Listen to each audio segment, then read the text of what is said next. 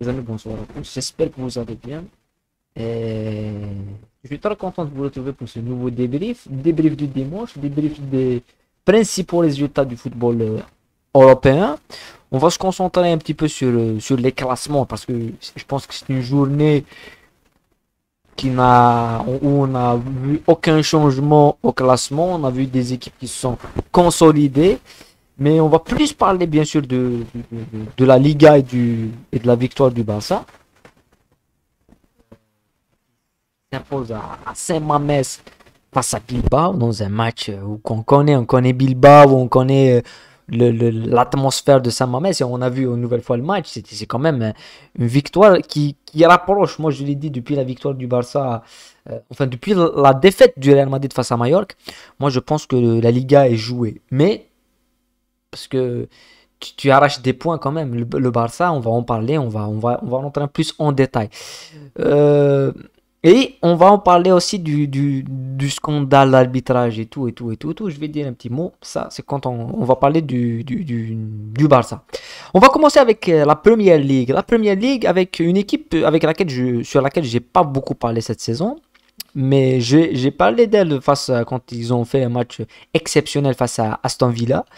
Et que c'est une équipe avec laquelle comme tout le monde, j'ai pas cru que cette équipe pouvait aller au bout et peut gagner cette Premier League. Pour le moment, ils ne l'ont pas gagné, mais ils se rapprochent frauduleusement et d'une vitesse. C'est une équipe, tu sens que rien ne peut toucher Arsenal, hein. Ils sont dans un mode. Et cette équipe me rappelle, quand tu vois les joueurs qu'ils ont, ça me rappelle un petit peu et ça nous rappelle un petit peu Leicester. Je veux pas dire que Arsenal, c'est. Non, Leicester, ils ont fait un truc, un miracle. Ça arrive une fois par 50 ans et voilà, j'ai terminé. La dernière, c'était Blackburn, hein, avec Cantona. Sinon, c'est la dernière équipe qui n'est pas du top 5, du top 4 qui gagne la Première Ligue, hein. La dernière équipe qui n'a pas gagné la Première Ligue, qui n'est pas Arsenal, Manchester United, Chelsea et Liverpool et City, c'est Blackburn. Euh, donc, mais quand Leicester jouait le titre, au début de saison, on se disait oui, ils sont leaders, ils vont pas maintenir. Mais plus les matchs avançaient, plus la victoire face à Liverpool, plus la victoire face à Chelsea, la victoire face à City, ah, tu te dis, oui, ils peuvent gagner ce championnat. Donc c'est pour ça que là, malgré qu'ils ont perdu face à City, qu'il leur reste un match face à City, et il leur reste aussi de matchs un petit peu difficiles. Moi, je pense que je l'ai dit et je le répète, le match face à Chelsea, ça serait le match qui va donner le titre ou enlever le titre à Arsenal. Mais quand tu vois un joueur comme Troussard, qui arrive, qui débarque de Brighton et qui s'intègre, mais il a fait un match aujourd'hui avec 3 passes décisives. Et la semaine passée, c'était un match où ils sont menés 2-0 et il revient à 3-2 dans la dernière seconde, dans la 96e minute. Aujourd'hui, face à Fulham, c'est un derby de Londres, un derby de l'Est, du Ouest de Londres. Et c'est dans un stade de Covent Cottage de Fulham, c'est pas un stade facile, c'est un stade qui est très très difficile. Donc on s'est tous dit, ils vont gagner, mais ils vont souffrir. Et là, t'as 2-0, t'as 3-0, c'était calme, c'est une promenade de santé. Donc moi je pense que oui, City, c'est pas le même City que les autres années, c'est-à-dire que c'est une équipe qui peut lâcher des points.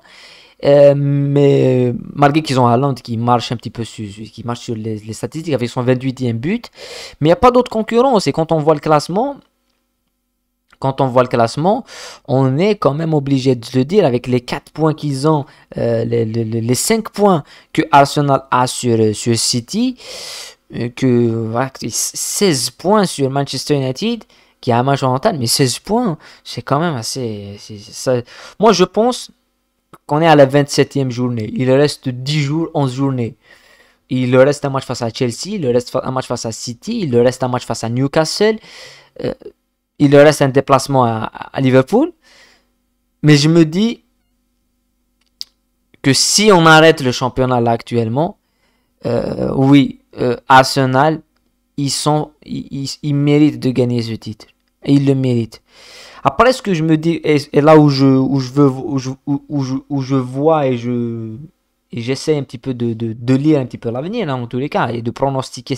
C'est les places qualificatives à la Ligue des Champions. Quand tu as des équipes comme Liverpool et surtout Chelsea, qui m'intéressent encore plus, qui sont très très loin, avec Chelsea avec 7 points sur la cinquième place. Il y a Newcastle, il y a aussi Newcastle qui est un vrai concurrent à la place aux Européens. Et moi je vois Liverpool qui perd face à Bournemouth, Chelsea qui revient, qui enchaîne une deuxième victoire consécutive. Moi je me dis que ça serait le feuilleton de la fin de saison de cette Premier League. C'est Chelsea qui a aussi un match de retard, même si que Newcastle a 2 matchs de retard. Donc ça va se jouer sur ce. Et c'est des matchs où Chelsea jouera à Newcastle, jouera à Liverpool, jouera à Newcastle, jouera à Chelsea. Donc on aura une fin de Premier League époustouflante. Mais comme ça continue, Arsenal continue sa démarche.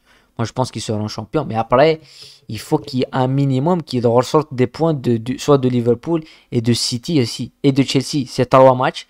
Il faut qu'ils les gèrent et ça va être des matchs de quitte ou double parce que Arsenal joue le titre, mais c'est des équipes comme Liverpool et Chelsea qui jouent quand même si elles ont l'envie à ce moment-là de jouer les titres. Mais beaucoup de conditionnels et pour le moment Arsenal est au top de sa forme.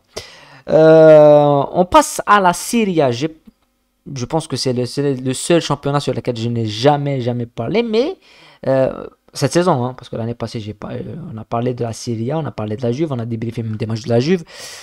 Mais en Champions League, oui, on parle beaucoup de football italien. Et je partage beaucoup de buts, certainement, de Kvaratskhelia, de Napoli, parce que je suis aussi sensible à cette résurrection, ou ce retour du Phénix, cette renaissance du Phénix, de cette saison énormissime de Napoli.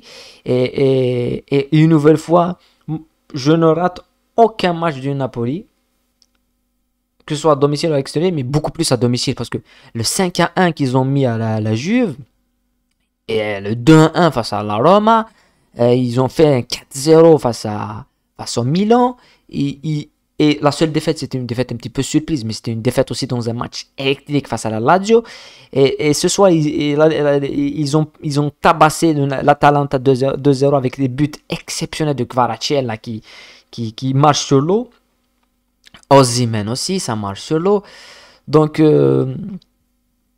je pense que d'ici à la fin de saison, tous les matchs de Napoli jusqu'au titre, parce qu'ils vont gagner le titre, c'est pas sûr, je vais les débriefer. Je vais débriefer tous les matchs et chacun tout seul. Hein.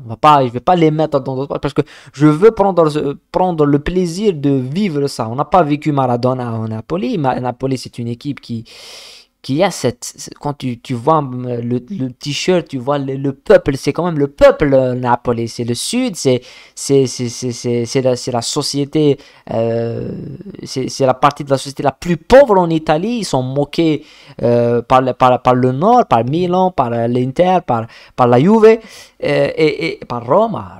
Rome, c'est la bourgeoisie. Rome, c'est quand même de la haute classe. Et là, tu as Naples, Sicile, c'est quand même les parties les plus pauvres, c'est des immigrés. C'est les gens qui sont un petit peu moches quand on dit ça. C'est Maradona qui le disait dans ses interviews, et c'est pour ça qu'il a choisi le combat de Maradona, c'était ça.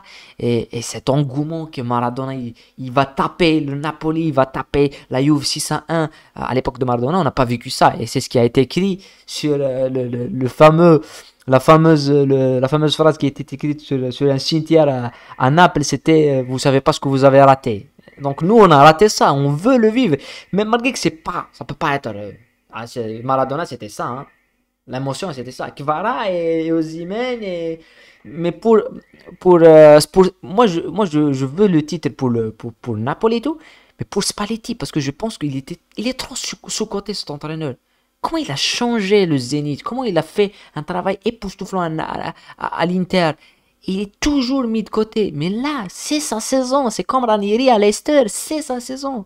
Et quand on voit les statistiques et le classement, eh ben, t'as 18 points de Napoli sur... Ils ont marché sur la Serie A. Complètement. Et ces deux messieurs sont pour beaucoup. Mais quand tu vois le milieu, Lubutka, qu'ils ont allé chercher à Celta Vigo, et quand tu vois aussi un joueur comme Marc Rui, que j'adore, qui est un latéral époustouflant, Oui. Mais là, tu as 18 points, 19 points sur la Lazio. Voilà, on va déguster. Et ce qui est très bien, c'est la Juve à laquelle on a retiré des points. Et bien, ils vont revenir. Peut-être qu'ils vont finir dans le podium. Voilà, donc bravo pour Naples. Mais voilà, on sera au rendez-vous chaque semaine pour retracer les louanges. Et on espère que ça va être. Je pense que ils vont être. Ils vont réussir un parcours exceptionnel en fin de saison. Ouais. Je pense qu'ils vont le gagner très très vite ce titre. Et j'espère que ça va être ça au San Pauli Stadium et on verra quelque chose de légendaire.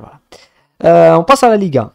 On passe à la Liga et la victoire du Barça face à l'Atlético Bilbao à Saint-Mamès, à la cathédrale du Saint-Mamès. Un match très très difficile et compliqué comme toujours face à une équipe de Bilbao qui est, je pense que pas mal de gens l'oublient ou ne le savent pas, mais Bilbao, c'est historiquement, c'est Real Madrid, Barcelone et Bilbao. Parce que les Atlético Madrid, Valence, Villarreal, Séville, oui, c'est des bonnes équipes. Mais historiquement, par exemple, en Angleterre, tu as une équipe comme Everton, elle a 9 titres de Premier League, hein, c'est plus que City. Donc, et Chelsea aussi. Voilà, mais on l'oublie souvent. Donc c'était un match difficile, c'était un match compliqué, mais c'est un match où le Barça, si elle le gagne, elle se rapproche encore plus du titre. Euh, et c'est l'un des seuls stades qui lui reste les stades les plus compliqués. Quand tu vois le Barça, ils sont plus défensifs quand on parle d'un schéma. On va dire un mot sur le côté tactique sur cette victoire, mais avant de ça, je veux juste dire que je vais faire une vidéo spécialement sur cette polémique d'arbitrage, sur que le Barça a acheté des arbitres. Pour moi, ça c'est la meilleure blague que j'ai écoutée, j'ai entendue depuis que je suis le football. Parce que l'arbitre fasse une erreur ou te donne un penalty, où il ne voit pas, où il n'y a pas de main, tout le monde, toutes les équipes sont à un certain moment avantagées par l'arbitre. J'ai vu aujourd'hui à Manchester United, il y a un penalty qui est flagrant pour Manchester United, il est pas sifflé pour Manchester United. Ils ont dit c'est l'interprétation de l'arbitre. Mais voilà, après, il y a un carton rouge pour Casemiro et tout le monde va dire ah, l'arbitrage il est contre Manchester United. Moi je me rappelle de la période de Sir Alex Ferguson de 2000 à 2013. Ils sont systématiquement avantagés. Il y a toujours un penalty pour Manchester United. Que ce soit il tombe pas, il y a un penalty pour Manchester United. Donc, voilà, à un certain moment, on ne va pas dire que Manchester a payé des arbitres. On va pas aller jusque-là. Et c'est ça le problème avec le Barça, c'est qu'il n'y a pas de preuves.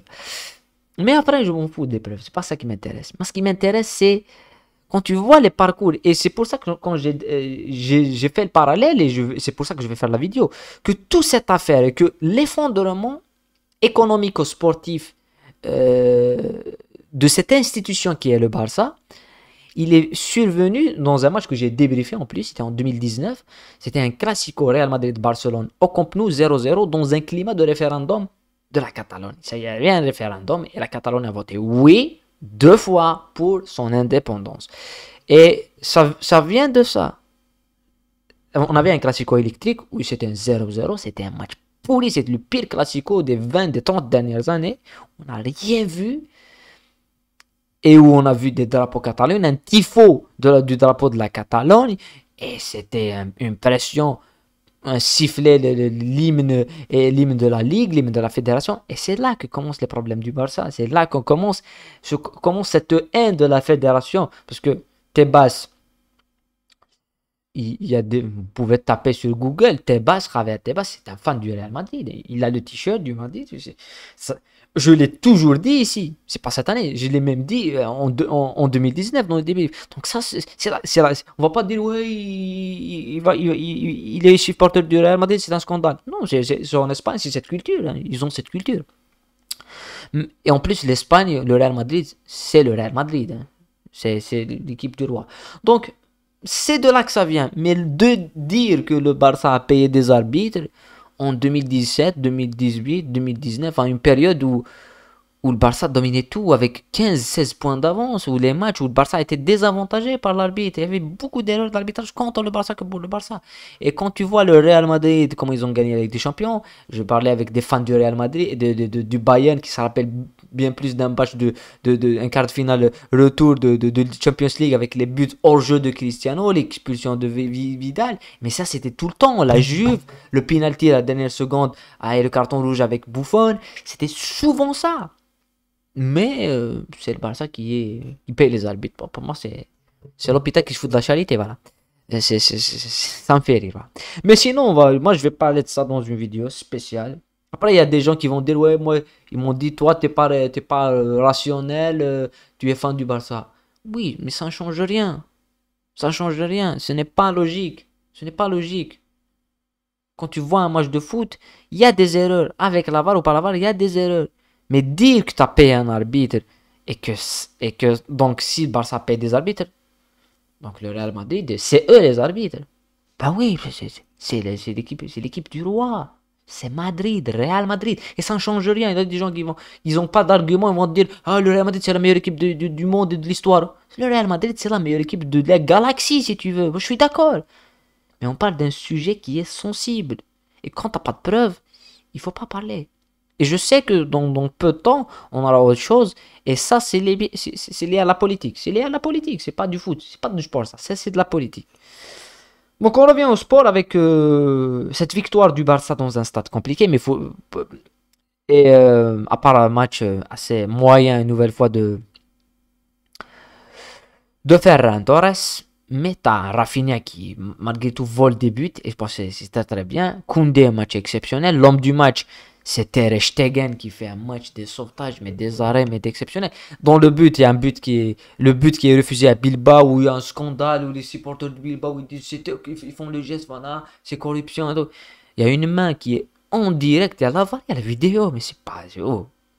on n'est plus dans une période où le public pouvait influencer un jugement. Et quand tu me dis que la corruption...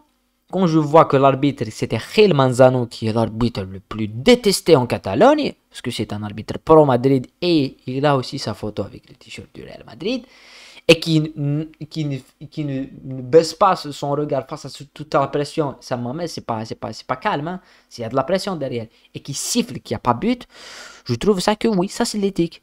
Parce que s'il n'y avait pas main, il n'y avait pas main, mais là il y a main. Mais il y a une situation qui démontre cette faculté du Barça à s'adapter dans ces matchs les plus difficiles. C'est Gavi, quand tu vois l'intervention de Gavi, la grinta de Gavi, la volonté de Gavi. Busquets, il fait un match une nouvelle fois il est là. Je pense que c'est le Xavi, il s'est remodelé, il a changé de stratégie parce qu'il s'est adapté. Je pense que l'année passée, il a fait beaucoup d'erreurs, Xavi, et que cette année, il s'est remis il a remis la pendule à l'heure. Parce que quand tu vois Sociedad gagne avec du beau jeu, mais il arrache des points, il a gagné 1-0 face à Atlético Madrid avec le même style 4-4-2 et un petit peu défensive. Face à Villarreal, il fait la même chose, il gagne 1-0. Et il lui manque Séville, je pense. Il lui manque Séville. Non, Séville, il a gagné 3-0. C'était en début de saison avec du beau jeu, de la transition rapide. Mais c'est ce système-là. Et 1-0 là, il a fait la même chose. Mais en pire, parce qu'il n'y avait pas des joueurs comme Lewandowski et tout. Il a gagné à Madrid en coupe. Donc c'est quand même, il est réaliste, Xavi. Il préfère jouer en bloc, un bloc médium qui est représenté par un milieu qui est Gavi et Frenkie de Jong et Busquets. Et on voit Frenkie de Jong et Busquets quand ils sont dans la même zone, ça aide vraiment Frenkie de Jong. Et tu as un joueur comme Rafinha qui fait des efforts, t'as Sergio, t'as Lewandowski qui quand même il a raté un but phénoménal, mais tu vois la force du Barça c'était cette défense. Aujourd'hui il n'y avait pas Araujo et on n'a pas senti un petit peu tout ça parce qu'il y a Koundé que je pense qu'il s'est affirmé. Et ce système de bloc bas, Koundé, ça sort, c'est taillé sur pièce sur lui parce que il n'est pas dans l'anticipation, il est plus dans le statique et dans l'attente. Et dans l'anticipation, c'est plus un défenseur comme Araujo. Mais là, tu as Balde qui fait une saison, c'est de la révélation de la saison. Donc, pour moi, quand on voit le classement de la Liga et que le Barça a 9 points d'avance, pour moi, c'est pas une surprise. Pour moi, c'est pas une surprise. Parce que, voilà, moi, je pense que le Barça, ils sont, on va essayer de retirer un petit peu tout ça. Voilà. Euh, ils sont leaders parce qu'ils le méritent, parce que, voilà, il y a 9 points. Il reste beaucoup de matchs. Il reste beaucoup de matchs. Mais ils n'ont pas marqué beaucoup de buts. Mais quand on voit 8 buts encaissés, ça fait la différence. 8 buts encaissés. Je pense que c'est l'une des meilleures saisons défensives du Barça de l'histoire. Et voilà, maintenant il leur reste un match, c'est face au Real Madrid dans le championnat. Ça sera la semaine prochaine. Et si le Barça le gagne, c'est 12 points. Et je pense que c'est terminé. C'est terminé pour le championnat. 12 points, c'est 4 matchs. Est-ce que le Barça va perdre 4 matchs d'ici la fin de saison? Oui. Mais est-ce que le Real Madrid va gagner tous ses matchs? Et on l'a vu face à l'Espagnol. Ils sont pas sereins, Madrid. Ils sont pas sereins parce qu'il y a l'objectif, oui, de la Liga. Mais eux, ils pensent à Liverpool. Et ce sera un match. Je pense ils vont gérer facilement. Ils vont gérer facilement, mais ils doivent le gérer plus facilement, plus seulement. Ils doivent éviter de la perte de points parce que s'ils perdent des points, s'ils perdent beaucoup d'énergie, il y aura des répercussions sur le Classico. Voilà, c'était le dimanche débrief. On a débriefé un petit peu les trois championnats majeurs, l'Espagne, l'Angleterre et l'Italie. On va suivre un petit peu tout ça et je vais faire cette vidéo spéciale sur le scandale d'arbitrage avec des faits, avec les déclarations des autres arbitres et tout. Ça va être intéressant, ça va être intéressant. Voilà. Prenez soin de vous. On se retrouve très bientôt et la paix sur vous.